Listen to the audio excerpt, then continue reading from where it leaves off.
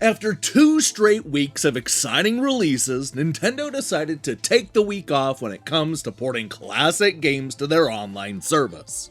Yeah, that sucks, but don't worry because we still have plenty of 8 and 16-bit games that are desperate to get the review crew treatment.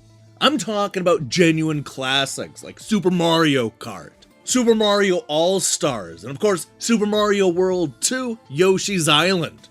Sure, these classic games came out years ago on the Nintendo Switch Online service, but I still have to ask, are any of these games actually worth playing?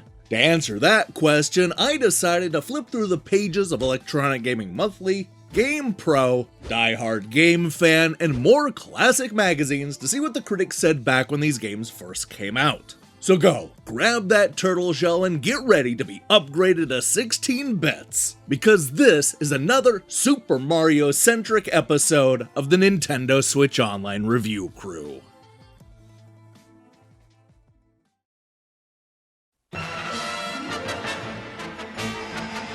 Mario! 危ない亀の甲羅に気をつけろあらっとっとっとっとっとうわご苦労さんこりゃまたすごいデッドヒートと思ったらよしぺったん残念でしたこんな時はバナナの皮よそんなバナナあとはゲームで会いましょうスーパーファミコンソフトマリオカートこのレーサーたちはとんでもない Like it or not, Super Mario Kart is one of the most important racing games of all time. It may not share a lot with real driving, and I'm pretty sure that throwing turtle shells will get you banned from Le Mans, but Nintendo not only managed to create one of the few 16-bit racing franchises to still be going to this day, but they also opened up a floodgate of copycat kart racers from pretty much every developer that you've ever heard of, and even a bunch that you haven't heard of. It was just one of those no-brainer ideas that simply took off to the point where, at one point, the newest Super Mario Bros. Movie devolved into an extended kart racing scene. 30 years later, we know the impact this franchise had on racing games, but what did the critics think at the time? Did they have any idea how important this franchise would later become? When it came to Electronic Gaming Monthly, there was a real sense that Super Mario Kart was good, but maybe not a seminal release. Giving it an 8 out of 10, Martin called it a cute but very good follow-up to F-Zero. This game may look cutesy, but don't be fooled, it really gets intense. The gameplay is very good and loaded with neat features like instant replay. The graphics and music are high quality and utilize Mode 7 very well. Steve liked the game even more, giving it a 9 out of 10 and arguing that this is the best driving game to come along in some time. Mario Kart may look like an F-Zero clone on the surface, but there are many interesting upgrades ranging from power-ups to special combat modes using a split-screen layout. Replay options and plenty of tracks add to the appeal of this super game.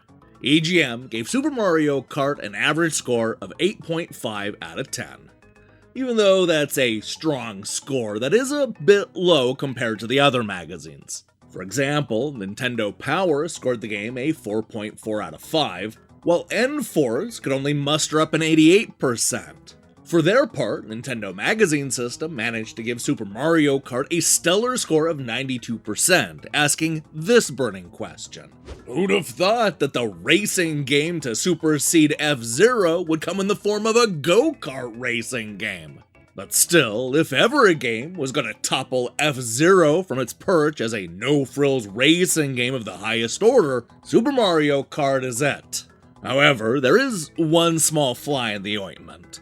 With 2 players, Mario Kart is the most racing fun to be had anywhere. However, with only a single player, the enjoyment is severely reduced, although still great fun to play. A few more courses and a tougher difficulty setting would have improved things for the single player. But as it stands, Super Mario Kart is still a highly polished software classic. Now, even that score might be deemed a little bit low when compared to some of the other magazines on store shelves, like Game Players, who gave Mario Kart a score of 94%.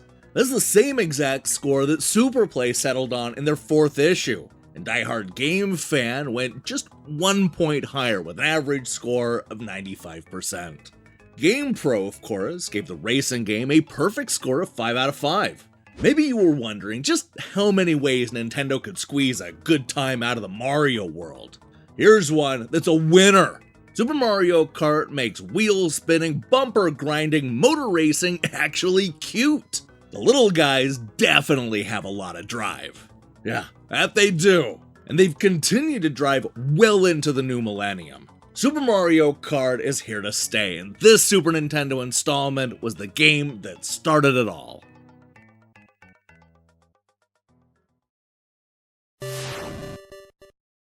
These days, we're used to Nintendo taking its time to release a new Mario adventure. After all, Wonder came out 6 years after Odyssey, and there was a 7-year gap between that and Super Mario Galaxy 2. But that was not the case when it came to the 8-bit era, as Mario fans had a new, side-scrolling platformer to look forward to every couple of years. So, when Nintendo released Super Mario World in 1991 alongside the Super NES, most fans expected to see a follow-up in 1993, or at the absolute latest 1994. But that did not happen. Instead, Nintendo decided to release a true follow-up to Super Mario World, Yoshi's Island, in 1995. And that wasn't the only surprise. As the title suggests, this is more of a Yoshi game than a true Mario platformer. Sure, Mario was there in baby form, but clearly there were some big changes between Super Mario World 1 and 2. Let's see if the critics had a problem with any of these changes. Okay, spoiler alert, most magazines loved the sequel and had no problem letting Yoshi take over for a while. That said, there was one outlier, and that was Game Players. Giving it a low 7.6 out of 10. Game Players was by far the toughest critic. They complained that the game looks like a first-generation Super NES title, and that most of the sounds are straight out of Super Mario World. They concluded that Yoshi's Island could have been done better. It doesn't really need rendered graphics, just more time put into a project that Nintendo clearly didn't have faith in. Hopefully, Nintendo's gonna concentrate on these types of games more in the future. They may not appeal to the blood and gore audience that the company has worked so hard to win over, but there's always a place in gamers' hearts for fun, well-made games. Alright, with that one out of the way, let's proceed to the gushing. That's right, everybody else loved Yoshi's Island. I mean, the next lowest scores include a 4.2 out of 5 from Nintendo Power, and GamePro giving the platformer a 4.5 out of 5. Yeah, not exactly terrible scores. The same is true of Super Play, who ended up giving the long-awaited sequel a 94%, making it the magazine's 5th best-reviewed Super NES game of all time. As the best game since Super Metroid, Yoshi's Island is a testament to Nintendo's untouchable design skills.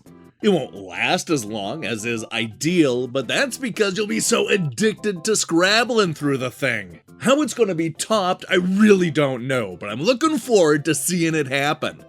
Now, when it comes to the highest scores, Die Hard Game Fan came about as close as they could to giving Yoshi's Island an average score of 100% without actually giving it a score of 100%. That's why we're instead going to turn our gaze to the notoriously grumpy Next Generation, who gave the game a perfect 5 out of 5, something that was extremely rare for a last generation game. The long-awaited follow-up to Super Mario World, Yoshi's Island does a good job of picking up where the original left off. Although it'd be nearly impossible to capture the magic of a Mario game without Mario as the main character, it's encouraging to see that Nintendo can still adventure with enough charm and sophistication to capture the hearts of Mario fans from long ago. You'll find yourself baffled at the task of completing this gargantuan game, but you'll definitely enjoy trying. While it may not have been the sequel that Mario fans expected, you don't see a whole lot of people complaining about Yoshi's Island. Despite what Game Players said at the time, this is a gorgeous game that has held up surprisingly well. If you've somehow missed this classic, then I say give it a play.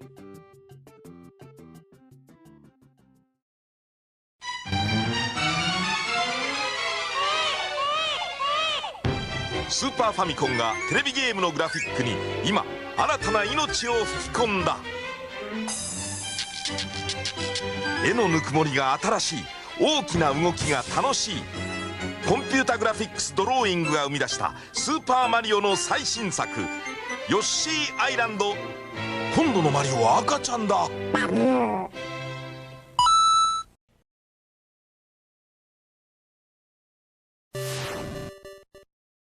Perhaps fearing that angry Mario fans would burst through the doors demanding a new adventure, Nintendo decided to release a stopgap game to hold people over until Super Mario World 2 was ready.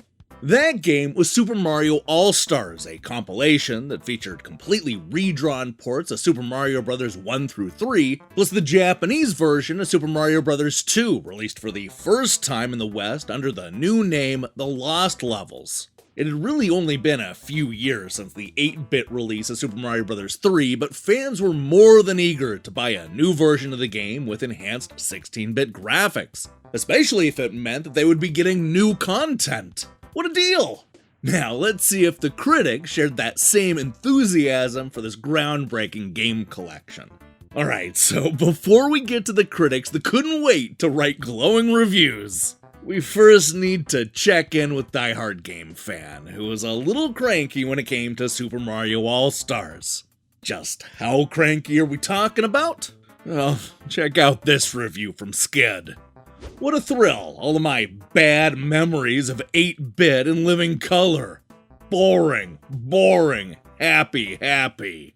I'm sorry, but the old Mario games just haven't stood the test of time. The music and sound effects are great, but the control is too loose and it's all just too cuddly. I believe it's time to retire Mario for a more 90s character.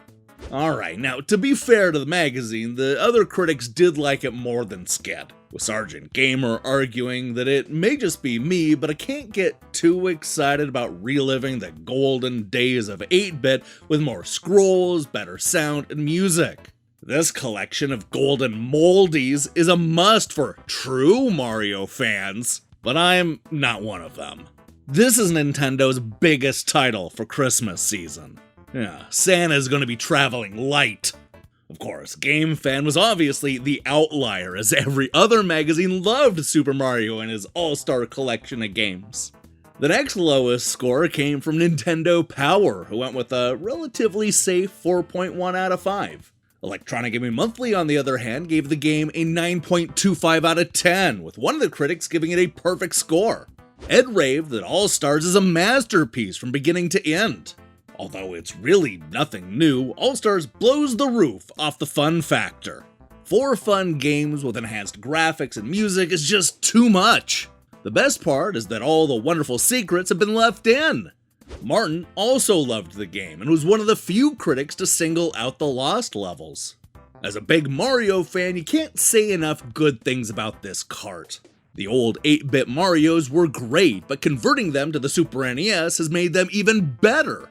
The graphics and sound have improved and it plays just as good. The Japanese version of Super Mario Bros. 2 that never came out in the US is my favorite.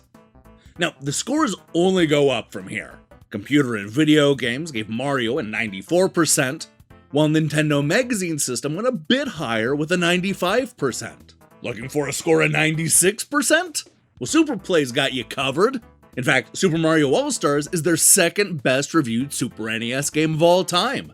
The highest score once again comes from our friends over at GamePro, who gave the game a perfect 5 out of 5. Who could ask for more? This is the ultimate collector's cart. Hundreds of hours of plumbing gameplay. It's a Mario lover's dream come true. Look, while I'm sure there are plenty of Mario fans out there that would have preferred a proper sequel, there's no question that this all-star compilation was a big hit with both critics and consumers. It's just a shame that it didn't lead to more classic game compilations from Nintendo. Big, stylish, and now one of the best values in America. Yes, for a limited time, buy the Super NES Super Set and get 5 complete Mario games standard. Mario! you'll find the Super Set is like no other system. In performance, handling, and Mode 7 control, you'll get Super Mario World. And for $3.50 in postage, Super Mario All-Stars free with 4 Mario games in one. Mario. So stop by your Nintendo dealer today. When it comes to value, don't forget Super Nintendo Super Set. Hey, thanks for watching me break down these classic reviews. If you liked what you saw here, then you should know that we post new episodes just like this one every time Nintendo adds classic games to their online service. We have a whole playlist with dozens of episodes. I'm talking about hundreds of games, so definitely go and give that a binge if, you have a full day to waste. Now, here's the question I have for you. Super Mario Bros., 8-bit or 16-bit? That is to say, the original NES trilogy, Super Mario Bros. 1, 2, and 3. If you were going to play one of those today, would it be the 8-bit version, or would it be the 16-bit remakes? Personally speaking, I kind of like the 8-bit originals. I mean, the 16-bit graphics are nice, sure, but I'm kind of a purist. I gotta go 8-bit. What do you say? Let me see your thoughts in the comments below. In other news, next week is gonna be wild. Just trust me on that, I'm serious. I've looked ahead and it's wild.